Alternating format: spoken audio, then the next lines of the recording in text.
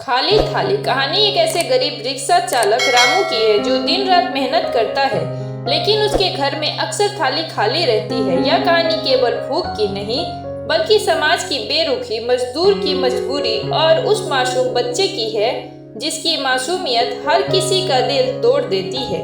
सुबह का समय था। गांव के एक छोटे से मकान की टूटी छत से धूप की किरणें भीतर आ रही थी। रामू की पत्नी सरला चूल्हे पर पानी गर्म कर रही थी। खाने के लिए घर में सिर्फ नमक और सूखी रोटी का एक टुकड़ा बचा था।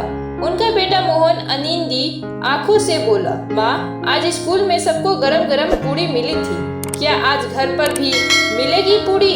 सरला के गले से आवाज नहीं निकली। उसने छोटी मुस्कान देकर कहा, आज तेरे पापा कमा कर लाएंगे तो बनाएंगे। रामू चुपचाप यह सुन रहा था। उसने थाली देखी, सचमुच खाली थी।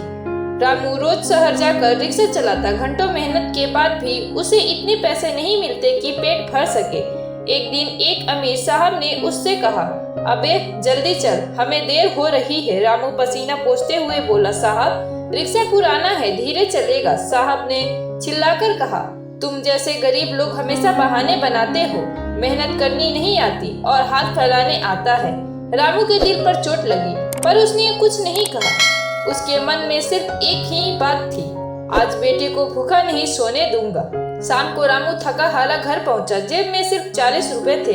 उसने सरला से कहा, आज बस दाल और थोड़ी सी आटा ही खरीद पाएगी।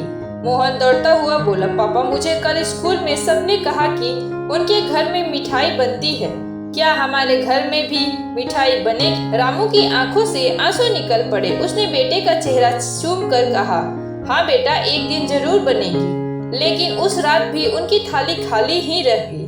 गांव के चौधरी के यहाँ शादी थी। सैकड़ों लोग दावत खा रहे थे। खाना बचकर फेंका जा रहा था। रामू का बेटा मोहन अपनी माँ का हाथ पकड़कर बोला, माँ देखो, कितनी पूरी और मिठाई फेंक दी है, हमें क्यों नहीं देते? सरला ने बेटे को खींच लिया।